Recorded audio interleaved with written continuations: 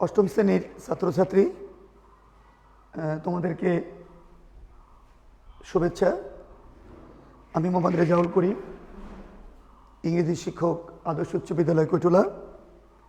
আজকে তোমাদেরকে আমি ন্যারেশনের বাকি যে অংশটুকুন আলোচনা করব। গত ক্লাসে তোমাদেরকে ন্যারেশনের বিস্তারিত আলোচনা করেছি, পার্সন পরিবর্তন শিখিয়েছি, কিভাবে টেন্স পরিবর্তন হবে সেটা শিখিয়েছি, এবং ন্যারেশনের একটা বিস্তারিত আলোচনাই তোমাদেরকে করেছি।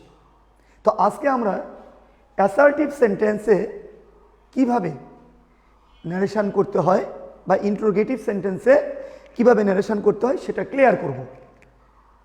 ছাত্রছাত্রীরা, তোমাদের এই ডিটেলস ন্যারেশনের পরেই, যখন ডিটেলস ন্যারেশন আমরা শেষ করব, তারপরে আমরা প্যাসেজ ন্যারেশনে চলে যাব। তো ঠিক আছে, দেখো অ্যাসার্টিভ সেন্টেন্সে narration. Assertive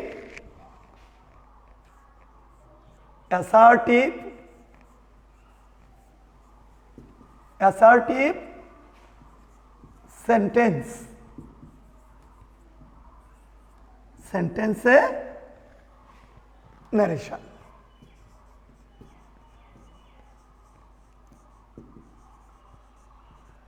firstly you will have to know, তোমাকে জানতে হবে অ্যাসার্টিভ সেন্টেন্সটা আসলে কি। তোমরা সপ্তম শ্রেণীতে জেনে এসেছ, তারপরে আমি বলছি তোমাদের ভালোর জন্য বা বেটারমেন্টের জন্য। সেটা হচ্ছে কি, যে কোনো বিবৃতিমূলক বাক্যটাই অ্যাসার্টিভ সেন্টেন্স। দেখো, আমরা যত কথা বলি সমস্ত কথাগুলোই কিন্তু পাঁচটি সেন্টেন্সের মধ্যে থাকে।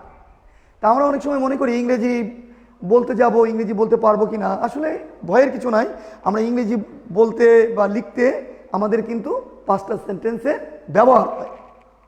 এখন অ্যাসার্টিভ সেন্টেন্সটা কি তোমরা জানলে, সেটা হচ্ছে বিবৃতিমূলক বাক্য, বর্ণনামূলক বাক্য। যেমন আমরা যত কিছু লিখি, পরীক্ষায় প্রশ্নের উত্তর লিখি, সব কিছু কিন্তু অ্যাসার্টিভ সেন্টেন্স। একটা এক্সাম্পল দিলে বিষয়টি পরিষ্কার হবে। Rezaul sir is teaching us English grammar today.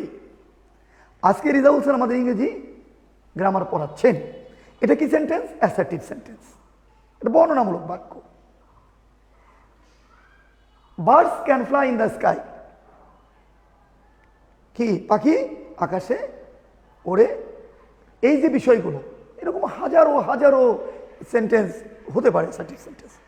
এখন মূল বিষয় হচ্ছে অ্যাসার্টিভ সেন্টেন্সে ন্যারেশন কীভাবে আমরা করব সেটা আমি তোমাদেরকে বলে নিই।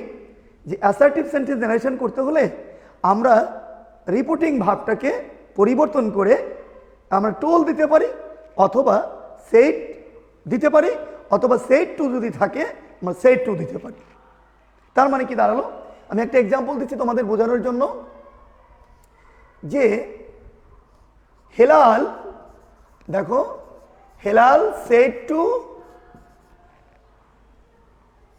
মেহনাস।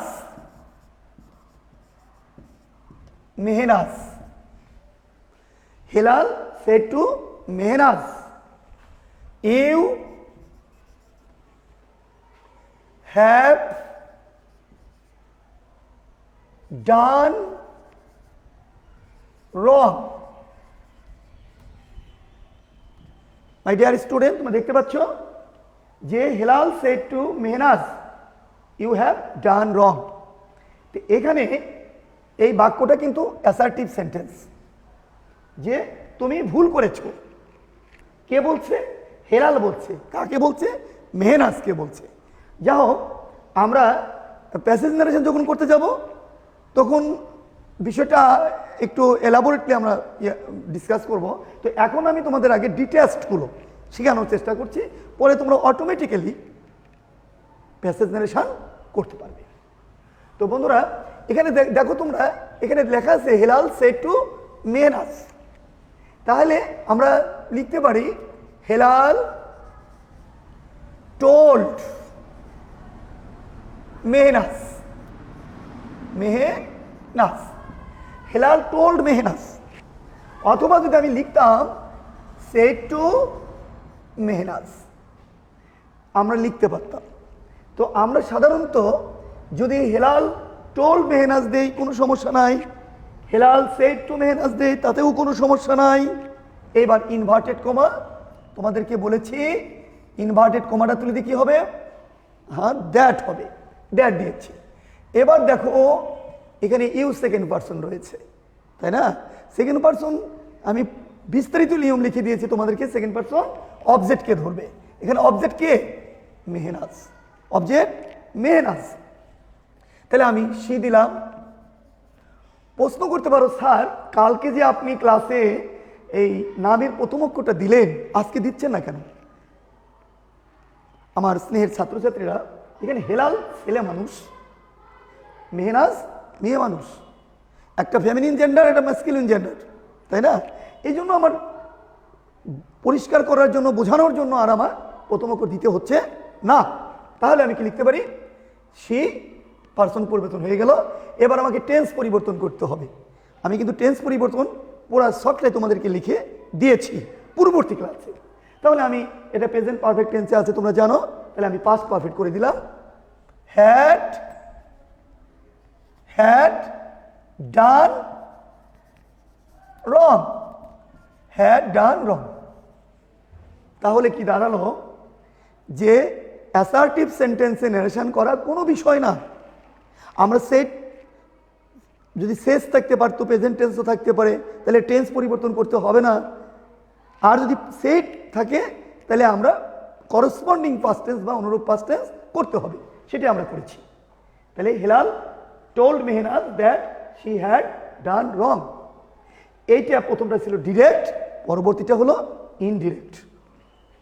ওকে, এরকম অসংখ্য এক্সাম্পল হতে পারে। যে একটা প্রশ্ন আসতে পারে, স্যার রিপোর্টিং ভার্ব যখন সেট থাকবে সবসময় কি টেন্স পরিবর্তন হবে? একটা প্রশ্ন আসতে পারে না? নিশ্চয়ই আসতে পারে। আমি এ বিষয়ে তোমাদের একটু ক্লিয়ার করে দিচ্ছি। রিপোর্টিং ভার্ব যদি পাস্ট টেন্স থাকে, তা সত্ত্বেও ভিতরে যদি রিপোর্ট স্পিচের মধ্যে যদি ইউনিভার্সাল ট্রুথ থাকে, চিরসত্য বাক্য থাকে, বা চিরন্তন সত্য বাক্য থাকে, সেক্ষেত্রে আমরা শুধু ইনভার্টেড কমা তুলে দ্যাট দিব, টেন্সের কোনো পরিবর্তন করব না। একটা এক্সাম্পল দেখো, দি আর্থ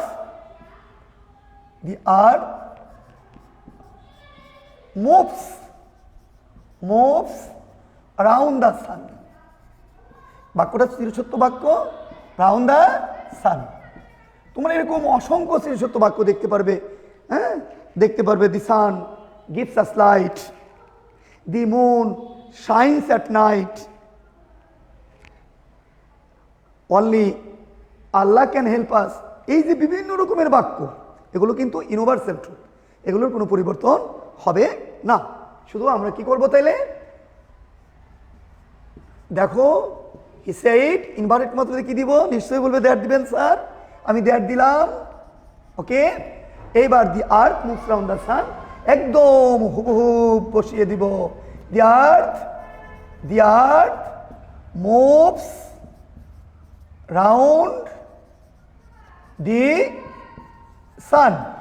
ওকে, এখন প্রশ্ন হতে পারে, স্যার ভালোই তো লাগছে। হ্যাঁ, ভালোই তো লাগবে। যখন আমরা প্যাসেজ নারেশনে যাব তখন দেখবা হয় একটাই প্রথমটা ইন্টারোগেটিভ পড়েছে, পরেরটা অ্যাসার্টিভে উত্তর হয়েছে। আমরা জীবনে যত কথা বলি বেশিরভাগ কথা কিন্তু আমাদের দুটি সেন্টেন্স ব্যবহার বেশি হয়। সেটা হলো, আমরা কাউকে হয়তো বা প্রশ্ন করি, সে আবার উত্তর দেয়, আবার সে প্রশ্ন করে, আমরা উত্তর দিই। এই দুটি সেন্টেন্সের ব্যবহার আমাদের দৈনন্দিন জীবনে বেশি হয়। তারপরে এই ইম্পারেটিভের যে ব্যবহার হয় না তা না, ইম্পারেটিভ সেন্টেন্সের ব্যবহার হয়, অবজেক্টিভ সেন্টেন্সের ব্যবহার হয়, এক্সক্লেমেটরির ব্যবহার হয়। তাই আমরা ন্যারেশনে এখন অ্যাসার্টিভ সেন্টেন্স নিয়ে আলোচনা করলাম। তাহলে আমার স্নেহের ছাত্রছাত্রীরা, তোমাদের বোঝার সুবিধার জন্যই আমি বাংলা ইউজ করছি। আসলে ইংরেজি ক্লাসটা ইংলিশে যদি নেওয়া যেত বেটার হতো। তারপরেও আমরা সামনে আমাদের পরীক্ষা, এত জটিলতা না গিয়ে আমরা সহজে ন্যারেশনটা আত্মস্থ করতে হবে, সেটা আমাদের বড় কথা। বিড়াল কালো কি ভরসা, সেটা আসল কথা না। বিড়াল ইঁদুর ধরে কিনা, আমরা পরীক্ষা ভালো করতে পারবো কিনা, সেটাই কিন্তু আমাদের মূল বিষয়। এবার আমি এটা মুছে দিলাম। তাইলে আমার স্নেহের ছাত্রছাত্রীরা, তোমরা নিশ্চয়ই বুঝতে পেরেছ, স্যার অ্যাসার্টিভ সেন্টেন্সে ন্যারেশন করতে আমাদের আর কোনো সমস্যা নাই। এরকম অনেক এক্সাম্পল তোমরা পাবে বইতে। হ্যাঁ, যদি কোনো প্রবলেম হয় আমাকে অবশ্যই রিকোয়েস্ট করবে বা কমেন্ট করবে, আমি সলভ করে দিব। এবার দেখো তোমরা, স্যার অ্যাসার্টিভ তো বুঝলাম, এবার ইন্ট্রোগেটিভ সেন্টেন্সের ন্যারেশন কিভাবে করতে হবে। ইন্ট্রোগেটিভ সেন্টেন্সের ন্যারেশন কিভাবে করতে হবে। অ্যাসার্টিভ কিন্তু আমরা এরকম টেন্স পরিবর্তনের নিয়ম যেহেতু পূর্বে জানিয়েছি, হ্যাঁ, ক্যান থাকলে কি হবে, কুড হবে, মে থাকলে মাইড হবে, হ্যাঁ, শ্যাল থাকলে শুড হবে, উইল থাকলে উড হবে, মাস্ট থাকলে হ্যাড টু হবে, আবার কোনো কোনো সময় মাস্ট হ্যাড টু হয় না, সেটাও আমি তোমাদের পূর্বের ক্লাসে বলেছি, তাই না? তাহলে এই যে টেন্স পরিবর্তন হলো, মডেল ভার্ব পরিবর্তন হলো, টেন্স পরিবর্তন হলো, এই সব কিছুই আমরা পারবো। শুধু মনে রাখবো অ্যাসার্টিভ সেন্টেন্সে ন্যারেশন করবার সময় সেইড অথবা সেইড টু তুলে দিয়ে আমরা টোল দিব, অথবা সেইড টু রাখবো, অথবা সেইড যদি থাকে শুধু সেইড রাখবো, যদি অবজেক্ট না থাকে সমস্যা নাই, ইনভার্টেড কমা তুলে দ্যাট দিব, পার্সন পরিবর্তন করব, টেন্স পরিবর্তন করব। যদি নৈকট্যবাচক শব্দ থাকে সেটাও কিন্তু আমি লিখে দিয়েছি। নাও থাকলে দেন হবে, হিয়ার থাকলে দেয়ার হবে, দিস থাকলে দ্যাট হবে, টুডে থাকলে দ্যাট ডে হবে, পূর্বের ক্লাসে আমি লিখে দিয়েছি। তোমরা খাতাটা বেশি বেশি করে দেখবা এবং আমার লেকচারের সাথে কম্পেয়ার করে আমি বিশ্বাস করি তোমার মধ্যে যে ঘুমন্ত প্রতিভা রয়েছে তোমরা জাগ্রত করতে পারবা। এবার আমরা ইন্ট্রোগেটিভ সেন্টেন্সে ন্যারেশনে যাব। ইন্ট্রোগেটিভ, হ্যাঁ, ইন্ট্রোগেটিভ, ইন্ট্রোগেটিভ সেন্টেন্সে, ইন্ট্রোগেটিভ সেন্টেন্স এ ন্যারেশন পরিবর্তন। ওকে, ইন্ট্রোগেটিভ সেন্টেন্সে ন্যারেশন পরিবর্তন বা ন্যারেশন। এখন প্রশ্ন করতে পারো, স্যার ইন্ট্রোগেটিভ সেন্টেন্স মানে একটু বলবেন কি? অবশ্যই বলবো। ইন্ট্রোগেটিভ সেন্টেন্স হচ্ছে আস্কিং এনি কোশ্চেন, কাউকে কোনো কিছু জিজ্ঞাসা করা। তুমি আমাকে বলতে পারো বা তোমরা বলতে পারো, স্যার আপনি ভালো আছেন? স্যার আপনার ওদিকে পানি কেমন হয়েছে? অথবা কামাল রহিমকে বলল যে তুই কি আজ কাশীনাথপুর যাবি? এই যে কথাগুলো, এগুলো কিন্তু ইন্ট্রোগেটিভ সেন্টেন্স। কোনো কিছু জিজ্ঞাসা করা, কোনো কিছু জানবার ইচ্ছা পোষণ করা বা জানার নিমিত্তে কোনো কিছু জিজ্ঞেস করা, সেটাই কিন্তু ইন্ট্রোগেটিভ সেন্টেন্স। আমাদের দৈনন্দিন জীবনে ইন্ট্রোগেটিভ সেন্টেন্সের বহুল কি ব্যবহার রয়েছে। তাই ইন্ট্রোগেটিভ সেন্টেন্স আমরা চিনব কেমন? অক্সিলারি ভার্ব বা সাহায্যকারী ভার্ব যখন সাবজেক্টের আগে দেখব আর এরকম একটা প্রশ্নবোধক চিহ্ন থাকবে, আমরা বুঝে নিব সেটা ইন্ট্রোগেটিভ সেন্টেন্স। এবার কিভাবে ইন্ট্রোগেটিভ সেন্টেন্সের ন্যারেশন করতে হবে সেটা আমি বলবো। একটা এক্সাম্পল দেই, রাইট? লক্ষ্য করো। এবার Belal said to Arina, Bilal said to Rina, have you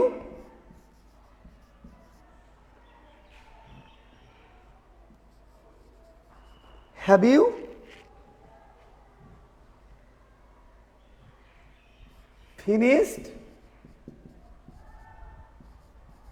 the work? এরকম অনেক বাক্যই তো হতে পারে, তাই না? কি লিখলাম? বেলাল সেড টু রিনা, বিলাল রিনাকে বলল have you finish the work. এখানে বাক্যটা ইন্ট্রোগেটিভ। কেন ইন্ট্রোগেটিভ? দেখতে পাচ্ছ এখানে হ্যাভ ভার্ব, সাহায্যকারী ভাবটা আগে রয়েছে সাবজেক্টের আগে, আর এখানে কি রয়েছে? একটা ইন্ট্রোগেটিভ চিহ্ন, নোট অফ ইন্ট্রোগেশন রয়েছে। আমরা বুঝতে পারলাম এটা ইন্ট্রোগেটিভ সেন্টেন্স। তাহলে ইন্ট্রোগেটিভ সেন্টেন্স যদি হয় সেক্ষেত্রে আমরা কি করব? রিপোর্টিং ভার্ব সেইড বা সেইড টুকে তুলে দিয়ে আমরা কি করব? আস্কড দিব, অথবা আস্ক, প্রেজেন্ট টেন্স থাকলে আস্ক হবে আর পাস্ট টেন্স হলে আস্কড দিব, অথবা আমরা ইনকোয়ার ব্যবহার করতে পারি। বন্ধুরা তোমরা অষ্টম শ্রেণীতে পড়ো, আমি তোমাদেরকে আস্কড বেশি প্রচলিত, বেশি ফর্ম্যাল, আমরা আস্ক দিয়ে করব। তার মানে এই নয় ইনকোয়ার অফ দিলে হবে না, তা না, আমরা আস্ক দিয়ে করবো, তাই না? তাহলে দেখো তাহলে কি হবে? এই সেটটুকে তুলে দিয়ে আমরা আস্কড দিব। তাহলে বলো তুমি, বাক্যখানে যেহেতু প্রশ্নবোধক, তাহলে তোমরা দেখো সেটটুকে তুলে দিয়ে কি দিবা? আস্কড দিবা। আমরা আক্সড, ASK ইডি আক্সড। কাকে জিজ্ঞেস করেছে? রিনাকে জিজ্ঞেস করেছে। আমরা রিপোর্টিং ভার্বের কাজ করে ফেললাম। এবার ইনভার্টেড কমা দেখতে পাচ্ছ, ইনভার্টেড কমা তুলে দিয়ে অ্যাসার্টিভ বাক্য কিন্তু তোমরা দ্যাট দিয়েছিলে, নিশ্চয়ই দ্যাট দেওয়া যাবে না এখানে। এখানে ইন্ট্রোগেটিভ সেন্টেন্স যদি হয় আমরা ইনভার্টেড কমা তুলে দিয়ে আমরা ইফ বসাবো। আবার হোয়েদার ব্যবহার করা যেতে পারে, আমরা সহজে যাব। যেহেতু তোমরা অষ্টম শ্রেণীর ছাত্র, তোমার দশম শ্রেণীতে উঠবে, একই মিনিং একই সব। আমরা এখানে আক্স দিলাম, ইনকোয়ার্ড অফ না দিয়ে আক্স দিলাম, এখানে ইফ দিলাম। ওকে, এবার পার্সন পরিবর্তন। ইউ কোন পার্সন? ইউটা হচ্ছে সেকেন্ড পার্সন। কাকে ধরবে? নিশ্চয়ই অবজেক্টকে ধরবে। অবজেক্টকে এখানে রিনা, তাহলে আমি সি দিলাম। নামের প্রথম অক্ষর কিন্তু এর প্রয়োজন নেই। কেন প্রয়োজন নেই? দুইটা বিপরীত জেন্ডার রয়েছে এখানে, হ্যাঁ, বেলাল এবং রিনা। সো নো নিড টু রিফার, এখানে উল্লেখ করার কোনো প্রয়োজন নাই। ওকে, এবার টেন্সটা পরিবর্তন করতে হয়। হ্যাভ আছে, আমি কি দেবো? হ্যাড দিলাম। Finished, finished the work, finish the work. কি হলো তাহলে? টেন্সটাও পরিবর্তন হয়ে গেল। এখানে কিন্তু আর প্রশ্নবোধক চিহ্ন থাকবে না। তোমাদের সুবিধার জন্য বলছি, যখনই আমরা ন্যারেশন করব উত্তরটা সব অ্যাসার্টিভ সেন্টেন্স হয়ে যাবে। কখনোই ওটা আর ইন্টারোগেটিভ থাকবে না, ইম্পারেটিভ থাকবে না, অবজেক্টিভ থাকবে না, এক্সক্লেমেটরি থাকবে না, সবই হয়ে যাবে অ্যাসার্টিভ সেন্টেন্স। নিশ্চয়ই তোমাদের একটা প্রশ্ন জিজ্ঞেস করতে ইচ্ছা করছে, স্যার সবসময় কি ইফ হবে? সে আক্স তো আমরা দিব, কিন্তু ইনভার্টেড কমা তুলি দিয়ে সব ক্ষেত্রেই কি ইফ হবে? না বন্ধুরা, একটা বিষয় এখানে জানবার আছে, সেটা আমি তোমাদেরকে দেখে দিচ্ছি। যদি WS কোশ্চেন থাকে, তাই না, WS কোশ্চেন থাকলে সেক্ষেত্রে আমরা ইফ দিব না, ওই WS কোশ্চেনটা বসাবো। একটা প্রশ্ন আছে, স্যার WS কোশ্চেন তো বুঝি না। তোমরা দেখো, সাধারণত তোমরা জানো হোয়াই, হাউ, হোয়ার, এগুলো কি এরকম WS কোশ্চেন। এর মধ্যে W এবং এইচ রয়েছে। তো তোমাদের বোঝার জন্য আমি একটু ক্লিয়ার করে দিচ্ছি, যে প্রশ্নের জবাব হা বা না দিয়ে পাওয়া যায় না, আমি হা বা না দিয়ে উত্তরটা পাওয়া যায় না, সেটা হবে WS কোশ্চেন। আমি বললাম তোমার বাবার নাম কি? What's your father name? What's your father name or what's your father name? বললাম তোমার বাবার নাম কি? তুমি যদি বলো ইয়েস, নো, এই অ্যান্সারটা কিন্তু হলো না। কারণ যে প্রশ্নের জবাব হা বা না দিয়ে পাওয়া যাবে না, সেটা WS কোশ্চেন, সেটা ইয়েস নট কোশ্চেন হতে পারে না। আর যদি বলি তুমি কি ভাত খেয়েছো?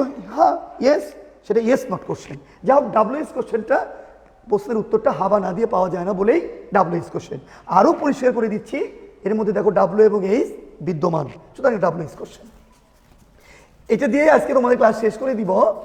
WS কোশ্চেন যুক্ত যদি হয়, সেক্ষেত্রে আমরা সেইটকে তুলে দিয়ে আক্স দিব, নো প্রবলেম। ইনভার্টেড কমা তুলে দিয়ে এখানে ইফ দিব না, in the place of if ওই WS কোশ্চেনটাই বসবে। এক্সাম্পলের দিকে লক্ষ্য করো।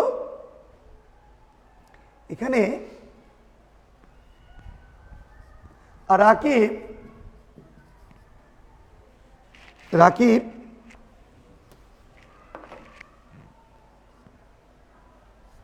Rakib said to Shanto, Rakib said to Shanto, when will you go to Kashinapur?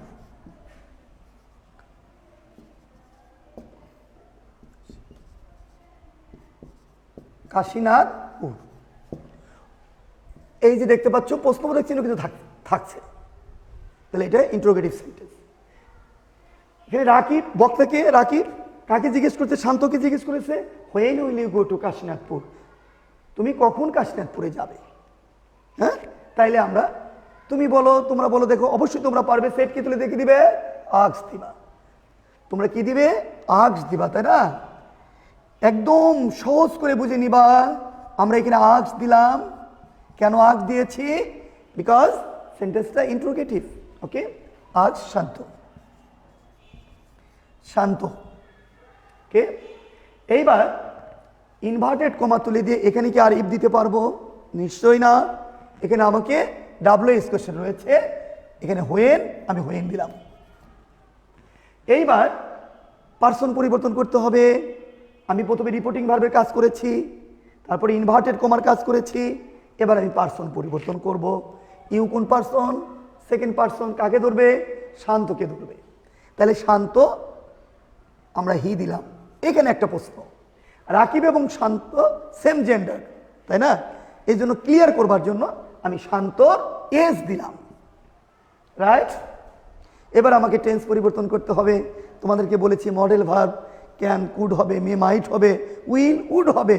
তাহলে এখানে উইল কি হলো? Would. Okay, would go to Kashinathpur. Kashinathpur. এখানে কি আর প্রশ্নবোধক চিহ্ন থাকবে? নিশ্চয়ই থাকবে না, কারণ বাক্যটা অ্যাসার্টিভ হয়ে যাবে। তাহলে আমরা স্নেহের ছাত্রছাত্রীরা তোমাদেরকে আজকে অ্যাসার্টিভ সেন্টেন্স কিভাবে করতে হবে অল্প সময়ের মধ্যে চেষ্টা করেছি।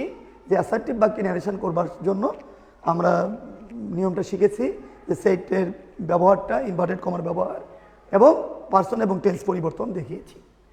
পরবর্তীতে আমরা বললাম যে ইন্টারোগেটিভ সেন্টেন্স ন্যারেশনটা কেমন হবে।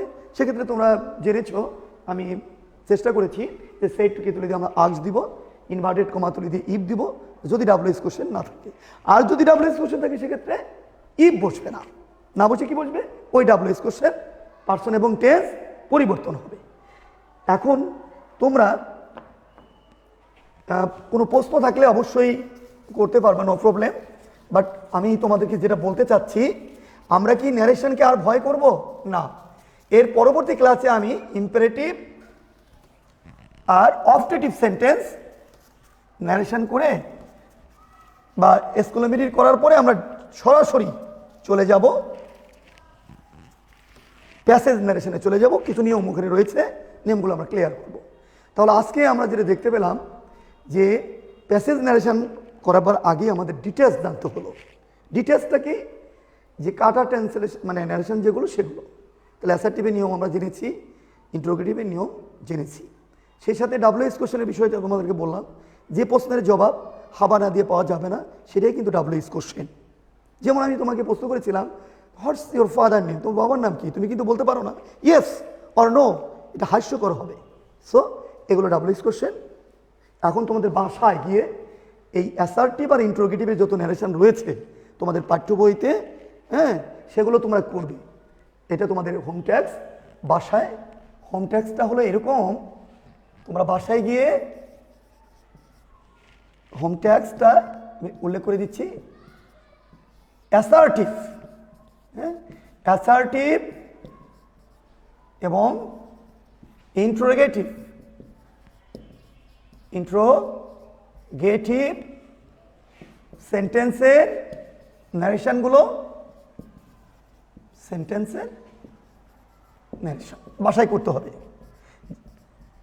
আমরা নেক্সট ক্লাসে বাকি ন্যারেশন ডিটেলস শেষ করে ডিরেক্ট প্যাসেজ ন্যারেশনে যাব এবং ধারাবাহিকভাবে তোমরা ক্লাসগুলো ফলো করবে। As per as I believe, easily you could be able to understand or solve any narration, not only passage narration, details narration, but also passage narration. সবাই ভালো থেকো সে পর্যন্ত। ধন্যবাদ সবাইকে। আসসালামু আলাইকুম।